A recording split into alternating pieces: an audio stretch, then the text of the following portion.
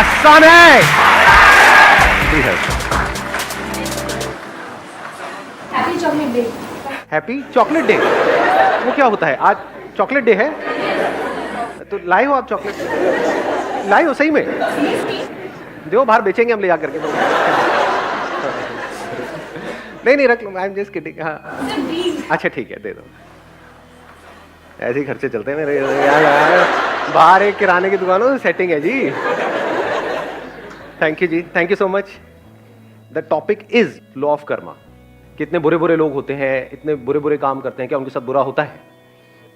अगर हम कुछ अच्छा करते हैं, क्या पक्का है कि हमारे साथ कुछ अच्छा होगा? जैसे बहुत लोग सोचते हैं कि हमने कुछ अच्छा किया तो घूम करके हमारे पास आएगा, हमने कुछ बुरा किया तो घूम करके हमारे, तो कहाँ से घूम के आता है? मतलब कहाँ जाता है? कनॉट प्लेस जाता है, धौलक, कहाँ कैसे आता है घूम करके? मेट्रो से जाता है कैसे? तो उसको मिल करके ढूंढने की कोशिश करेंगे, समझने की कोशिश करेंगे। अब कैसे करेंगे? आपको बोलना है कि आपके हिसाब से लॉ ऑफ कर्मा क्या है, किस तरीके से काम करता है, लेकिन शॉर्ट में। Good morning sir. सर मेरे हिसाब से कर्मा ये है कि जो बंदे को जो लगता है उसने किया है वो उसके हिसाब से सही होना चाहिए। जैसे ये कहते हैं ना कि तुमने मेरे साथ बुरा किया तो तुम्हारे साथ बुरा होगा, ऐसा कुछ मेरे को लगता नहीं है। जैसे फॉर एग्जांपल कोई टेररिस्ट है, उसके हिसाब से उसने सही काम किया, तो क्या वो काम सही है? सर क्या उसका रिजल्ट सही आएगा उसके पास में? सर उनके हिसाब से तो वो काम सही है ना। That is what I am saying. तो अगर वो उनके हिसाब से सही है तो क्या वो सही है? नहीं। जैसे फॉर एग्जांपल मेरे को लगता है कि आग में कूदना सही है, तो अगर मैं सही सोच करके आग में कूद जाऊं तो क्या वो सही रिजल्ट आएगा? मेरी सोच वहां तक नहीं गई ना, कभी टेररिस्ट बनने की, आग में कूदने की। मेरी गई है। बट जहां तक मेरी सोच गई है, मतलब जो काम हमने किए हैं लाइफ में। हाँ, let's give big hand for him.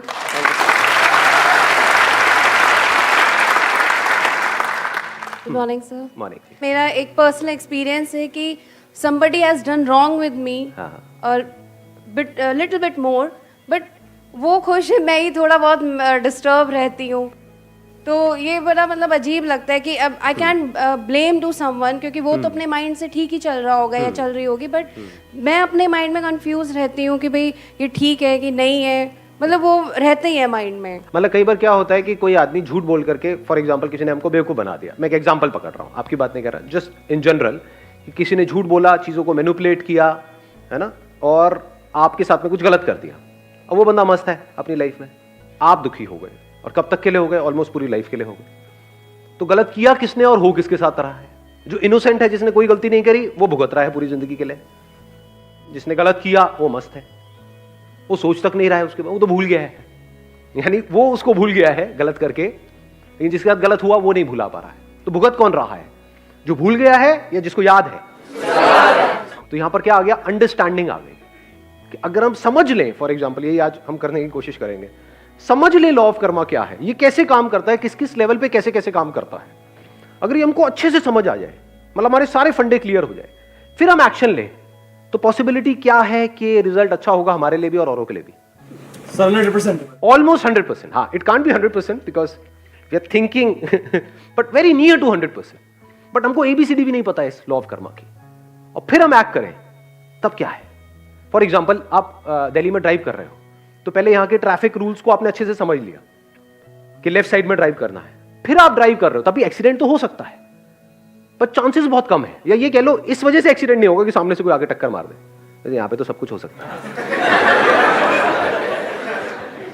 लेकिन if you drive according to the situation and the circumstances, उसको समझ करके आप ड्राइव करो, तो पॉसिबिलिटी सही एक्शन की बहुत बढ़ गई। We never try to understand what this law of karma is all about, क्योंकि इससे इंपॉर्टेंट और क्या है लाइफ में? बताओ, थोड़ा सा दिमाग लगाओ, ये समझना जरूरी है या नहीं है? सो मेरे हिसाब से जो आपका कर्मा या डेस्टिनी जो है वो कुछ नहीं होता। आप अपने जो बिलीव करते हो या फिर जो आपको कोई और बिलीव करवा देता है, आप उसको ही सच मान के वो चीज़ें आगे करते हो। आपका बिलीव और दूसरे के बिलीव के अकॉर्डिंग ही आपका कर्मा आगे डिसाइड होता है। तो व्हाट यू सेइंग इज कि जो हमारे बिलीव्स हैं उसके अकॉर्डिंग ये डिसाइड होता है कि हमको कैसा आउटकम मिलेगा उन एक्शंस का जो एक्शंस हम ले रहे हैं। फॉर एग्जांपल आपको किसी ने बिलीव करा दिया कि आपके सर पे भूत चढ़ गया है, एक्चुअल में नहीं है, मान लिया, लेकिन क्या इस मानने की वजह से आउटकम आएगा या नहीं आएगा? नहीं आएगा। नहीं आएगा। सर गोल गोल घूमेगा नहीं घूमेगा? बाल बाल ऐसे घूमेंगे नहीं घूमेंगे? हाँ, आवाज बदल जाएगी नहीं बदल जाएगी? आप बीमार नहीं हो, लेकिन आपके अंदर एक वहम आ गया कि मैं बीमार हूं, इस वहम का क्या इलाज है? क्या इसकी वजह से गड़बड़ होगी या नहीं होगी? होने लग जाएगी। स्ट्रेस आएगा या नहीं आएगा? गड़बड़ मतलब क्या? आपके ऊपर स्ट्रेस आएगा या नहीं आएगा? टेंशन होगी या नहीं होगी? होगी। उसकी वजह से बॉडी में गड़बड़ होगी, बीमारी नहीं भी होगी तो कोई और बीमारी पैदा हो जाएगी, because of not being at ease. What is disease? कभी सोचा है? डिजीज जिसको बीमारी बोलते हैं, डिस ईज।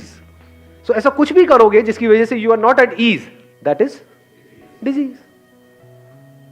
कुछ भी मान लिया, आपके ऊपर टोना टोटका हो गया, मान लिया। और कितना आसान है मनवाना। आपके घर के बाहर आ करके कोई लाल रंग मिला के ये वो करके कुछ अपना मिर्ची पिर्ची नींबू ले करके वहीं जहां से आप निकलते हो अपनी गाड़ी पे, उसके टायरों के दोनों के सामने लगा देना है, तो फटेगा, पुचुक करके आवाज आएगी, उसके बाद में हो गया आपका काम शुरू। और फिर जहां भी आप जा रहे हो, जैसे ऑफिस में गए, वहां पे आपके बेंच के वहां पे साइड में कोई लाल रंग से, यानी आपको लगेगा खून से लिखा हुआ है, तू नहीं बचेगा बे। जहां भी जा रहे हो यही दिख रहा है, क्या होगा? वोट लगेगी? नहीं लगेगी। ये क्या है? बिलीफ ही तो है। फिर चाहे कुछ पॉजिटिव हो चाहे कुछ नेगेटिव हो। पॉजिटिव में फिर भी एक क्वेश्चन मार्क है, नेगेटिव में कोई क्वेश्चन मार्क नहीं है। पकड़ में आई बात? पॉजिटिव में आप मान लो कि मैं तो भाई दुनिया का सबसे अमीर आदमी, मानता रहे, बन गए सबसे अमीर आदमी, बन गए। मानने से बन जाते। मैं इस दुनिया का बेस्ट क्रिकेटर हूं, मान लिया, बन गए। मैं बीमार हूं बिकॉज ऑफ कुछ अंदर वायरसेस हैं, कुछ बैक्टीरिया हैं, उसकी वजह से आप सोचते रहो नहीं नहीं मैं हेल्दी हूं, मैं हेल्दी हूं, मैं ठीक हूं, मैं ठीक हूं, ठीक हो जाओगे।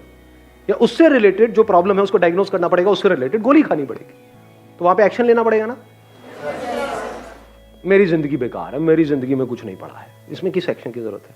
कौन सी गोली काम आएगी यहां पर?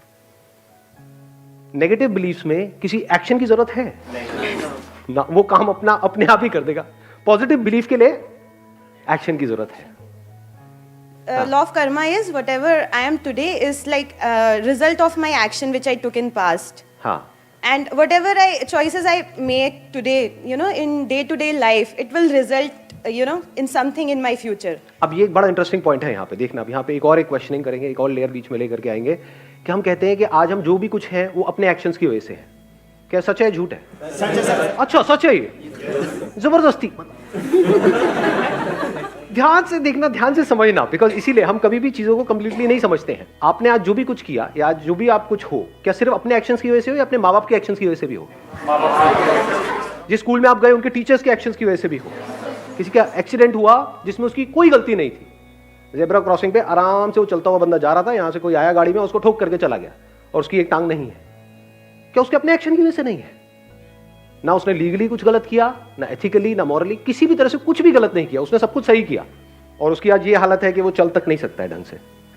तो क्या वो उसके अपने एक्शन की वजह से? सोचो। हो सकता है उसने अपनी पास्ट लाइफ में, माइक देना एक मिनट इनको। We believe in rebirth, so might be that person must have done something wrong in his past previous life. मैं एक बड़ी मजेदार आपको बात बताता हूं। जब भी हमारे पास में या सो कॉल्ड हमारे जो गुरु हैं, ज्यादातर गुरु घंटाल होते हैं उसमें, ज्यादातर एक्सेप्शंस आर ऑलवेज देयर, जब भी उनके पास में हमारे पास में किसी सवाल का जवाब नहीं होता है तो हम क्या करते हैं? कॉन्सेप्ट ऑफ रीबर्थ को बीच में घुसा देते हैं। ऐसा करते हैं नहीं करते हैं? Yes sir, yes sir. क्या आप में से किसी को भी अपना पिछला जन्म याद है? No sir. How can you say कि वो होता है?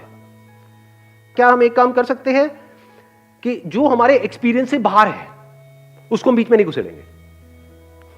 साइंस किसके बारे में? जिसको एक्सपीरियंस किया है या जिसके बारे में कोई एक्सपीरियंस नहीं है। इसके बारे में चाहे वो इन इंस्ट्रूमेंट्स के थ्रू किया है, ये जो 5 सेंसेस हमारे पास में है, या इन इंस्ट्रूमेंट्स के आगे कोई और इंस्ट्रूमेंट्स लगाए, फॉर एग्जांपल माइक्रोस्कोप, टेलीस्कोप, जो भी हमारे एक्सपीरियंस में आया उसी के बारे में तो हम कुछ समझ सकते हैं ना। जो हमारे एक्सपीरियंस में ही नहीं है तो वहां पे डिस्कशन करना क्या बेवकूफी नहीं हो गई? टाइम वेस्ट नहीं हो गया? तो अभी के लिए हम एक काम करते हैं, जो भी हमारे एक्सपीरियंस में है, जो सबके एक्सपीरियंस में है, बस उसी की बात करेंगे, उसमें से देखेंगे कुछ निकल के आया या नहीं आया। सर रिलीजन की व्यू पॉइंट से देखा जाए, अकॉर्डिंग टू भगवत गीता, तो उसमें अगर वैसे देखा जाए तो साइंटिफिकली तो कुछ चीजें जो प्रूव नहीं कर सकता लाइफ में इंसान, बट गीता के अकॉर्डिंग देखा जाए तो रीबर्थ तो होता ही है अकॉर्डिंग टू कृष्णा। हाँ, तो वो तो फिर अलग कॉन्सेप्ट हो गया ना। तो आज हाँ एक minute please have a seat. हाँ एक बार माइक देना उनको, माइक देना। अगर अकॉर्डिंग टू प्रीवियस बर्थ अगर देखा जाए, बहुत अच्छे कर्म इस जन्म में कर लिए, लेकिन फिर भी वो फकीर है, कोई गरीब है, वो अकॉर्डिंग टू उसके कर्मों की वजह से है। हम कहते हैं यार उसकी किस्मत देख कितनी अच्छी है, राजा भोज है एकदम, कितना अच्छा इंसान पिछले जन्मों की वजह से है। हाँ, पिछले कर्मों की वजह से। तो अगर किसी लड़की के साथ में कोई रेप हो रहा है तो वो उसके पिछले जन्मों के कर्मों की वजह से हो रहा है? No no. अगर पिछले जन्मों में उसने कुछ बुरे कर्म किए होते, बुरे कर्म मतलब क्या, बुरे एक्शंस, तो उसमें कुछ बुराई तो नजर आती। उस 6 साल की बच्ची में या 8 साल की या 10 साल की बच्ची में कोई बुराई नहीं है, इतनी इनोसेंट है जिसकी कोई हद नहीं है, जिसको अगर कोई बुरे से बुरा इंसान भी देखे तो उसका दिल पिघल जाए उसको देख करके। उसके साथ बुरा हुआ, क्यों हुआ? उसके कुछ बुरे कर्मों की वजह से। उसने कुछ गलत नहीं किया, फिर भी उसके साथ गलत हुआ, क्यों हुआ? क्यों हुआ? लगाओ दिमाग, किसका कर्म है ये? यहां पे ध्यान से समझ लेना, जो एक करता है उसका असर सब पे होता है, और जो सब करते हैं उसका असर एक पे होता है। आप ये नहीं कह सकते कि ये सिर्फ उस बंदे की वजह से हुआ, ये जो हमारा लीगल सिस्टम है उसकी वजह से भी हुआ या नहीं हुआ। Yes sir. अगर लीगल सिस्टम इतना स्ट्रांग हो कि ऐसा कुछ होने की गुंजाइश ही ना हो, तो इस बंदे में हिम्मत कहां से आएगी स्टेप उठाने की? क्या जो हमारा एजुकेशन सिस्टम है उसका रोल उसमें है या नहीं है? Yes sir.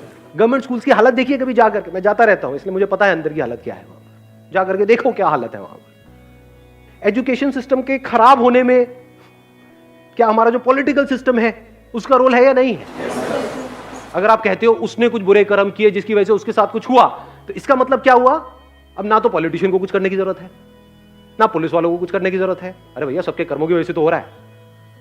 आई थिंक हमारी कंट्री, ये जो इतनी बुरी हालत है हमारी कंट्री की, उसमें इसका बहुत बड़ा हाथ है।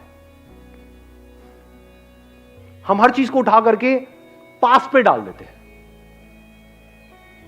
और अपनी रिस्पॉन्सिबिलिटी वहां से हटा देते हैं। जो हो रहा है वो उसकी वजह से हो रहा है, कर्मों की वजह से हो रहा है।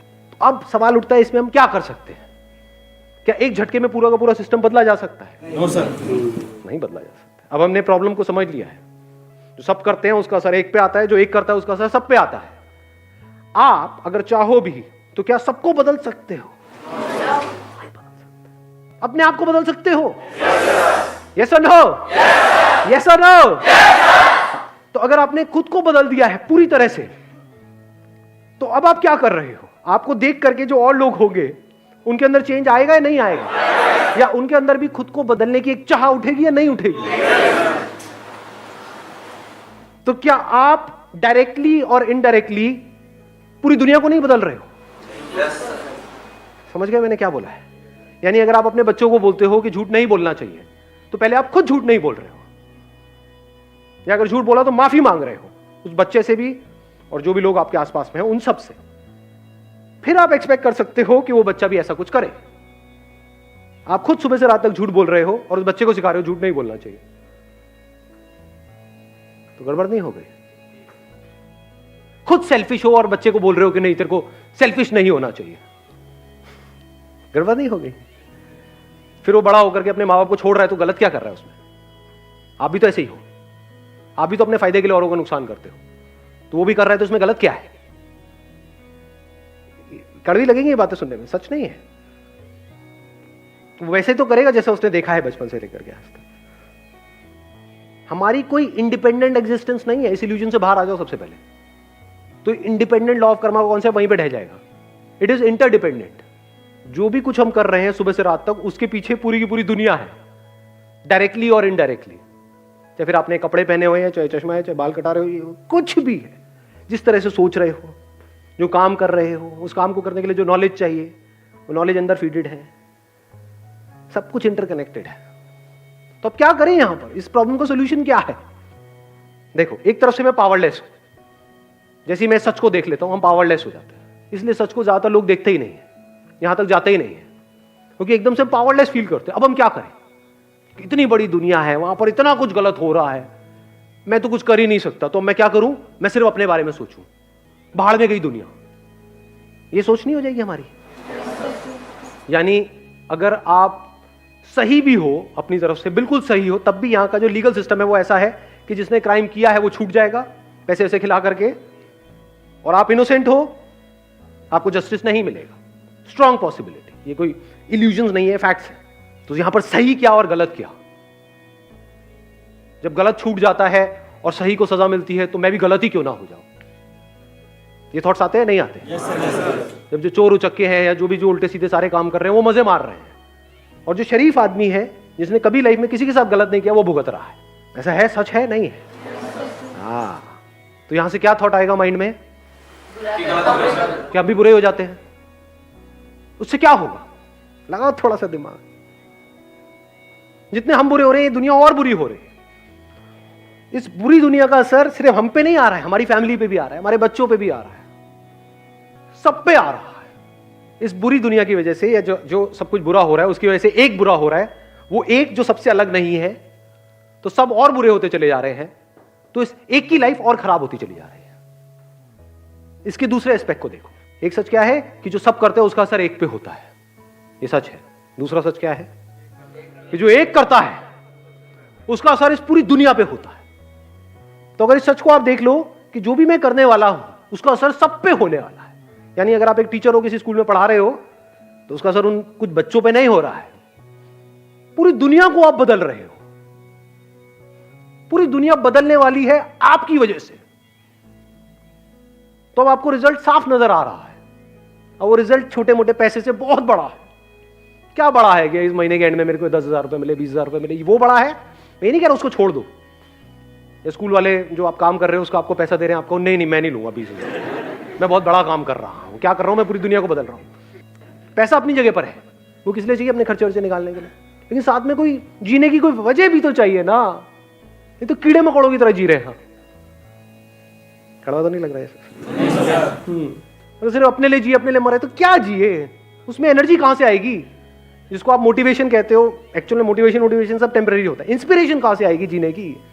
जो अंदर से एनर्जी निकल रही है वो कहां से आएगी? जब आपको दिखे कि आपको कोई भी एक्शन छोटा नहीं है, छोटा बड़ा कुछ नहीं है इस दुनिया में। ये मत समझो कि मैं कोई बड़ा काम कर रहा हूं आप छोटा कर रहे हो ना। फॉर एग्जाम्पल, मैं अगर अपना ही एग्जाम्पल आपको दूं, स्कूल में जब मैं था, मतलब मे बी 6th और 7th स्टैंडर्ड में, बताया भी था अपने एक सेशन में, मेरे को याद नहीं एग्जैक्टली मैं कौन सी क्लास में था, शायद 5th 6th में था। तब एक मॉरल साइंस की मेरी टीचर होती थी। मैं बिल्कुल थका हुआ स्टूडेंट था स्कूल में, ना पढ़ाई में अच्छा, ना इसमें अच्छा, ना कोई फ्रेंड सर्कल, कुछ भी नहीं, मीडियोकर सा स्टूडेंट था। उस मैम ने बस एक बात बोल दी कि संदीप एक दिन तुम बहुत आगे जाओगे। वो बात घर कर गई। तो आज ये सब जो भी कुछ हो रहा है उसमें उनका हाथ है या नहीं है? तो क्या वो उन्होंने क्या किया जिंदगी में? सिर्फ 10-15 हज़ार रुपए की नौकरी करी, या उन्होंने इस बंदे को खड़ा कर दिया?